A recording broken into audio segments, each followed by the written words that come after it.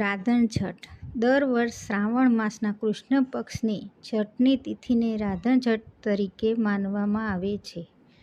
ધાર્મિક માન્યતાઓ અનુસાર આ દિવસે શ્રી કૃષ્ણના મોટા ભાઈ બલરામનો જન્મ થયો હતો.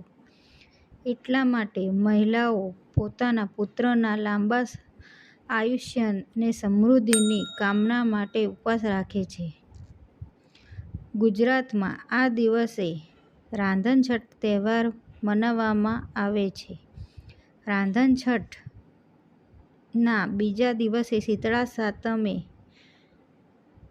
શીતળા માતાની પૂજા કરવામાં આવે છે. અહીં સાતમના દિવસે ઘરમાં રસોઈ ન કરવાની પરંપરાનું પાલન કરવામાં આવે છે. એટલા માટે રાંધણ છઠના દિવસે મહિલાઓ રાંધીને બીજા દિવસ માટે ભોજન તૈયાર કરી રાખે છે અને સાતમના દિવસે મંદિરમાં કથા સાંભળ્યા બાદ પહેલાંની તૈયાર કરેલું ઠંડુ ભોજન ગ્રહણ કરવામાં આવે છે.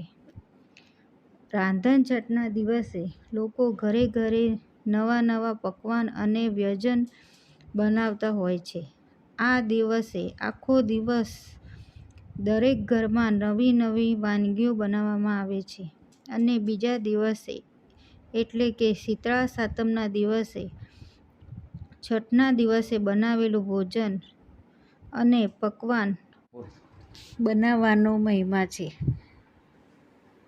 જે વર્ષો જૂની ધાર્મિક પરંપરા છે.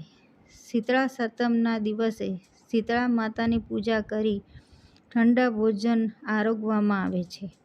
તેના બીજા દિવસે એટલે શ્રાવણ વદ આઠમે કાનુડાનો જન્મદિવસ એટલે કે જન્માષ્ટમીની ઉજવણી કરાય છે.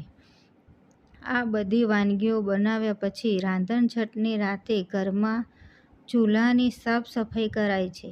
સફાઈ કર્યા બાદ પછી ચૂલાને ઠારવામાં આવે છે.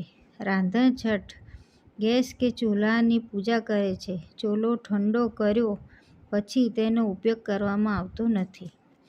રાંધણ છઠના દિવસે માન્યતા પ્રમાણે માતા શીતળામાં ઘરે ઘરે વિહાર કરવા માટે આવે છે અને ચૂલાના આળોટતા હોવાથી આ દિવસે સાંજે જ ચૂલો અથવા ગેસને વિધિપૂર્વક ઠારી દેવામાં આવે છે. જો માતા શીતળાને તમારા ઘરમાં ચૂલાની ઠંડક મળશે તો માતા શીતળા સુખી થવાના આશીર્વાદ આપી બીજા ઘરે જાય છે. માટે રાંધણ છઠના દિવસે સાંજે ચૂલો ઠારવાની પરંપરા છે. આધુનિક જમાનામાં ગેસ આવી ગયો છે. ચૂલાની જગ્યાએ તો ગેસને પણ ઠારવાની પરંપરા રહેલી છે. એક દિવસ ઠંડુ ભોજન જમવા આપણા શરીરના થતા અન્ય વિકાર પણ શાંત થઈ જાય છે અને શરીર એકદમ નિરોગી બની રહે છે. શ્રાવણ મહિનામાં કૃષ્ણ પક્ષની છઠની તહેવાર ભગવાન શ્રી કૃષ્ણના મોટા ભાઈ શ્રી બલરામજીના જન્મજયંતિ તરીકે ઉજવવામાં આવે છે. આ દિવસે શ્રી બલરામજીનો જન્મ થયો હતો.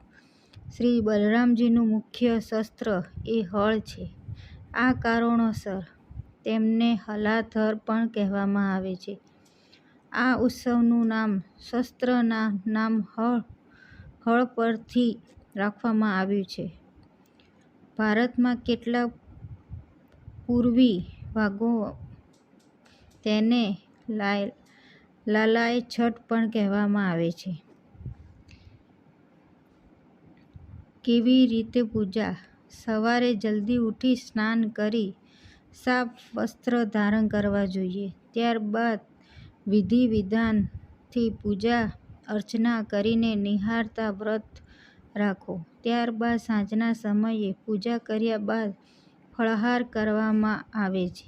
માન્યતા છે કે આ વ્રત રાખવાથી સંતાનને લાંબુ આયુષ્ય અને ઐશ્વર્ય પ્રાપ્તિ થાય છે.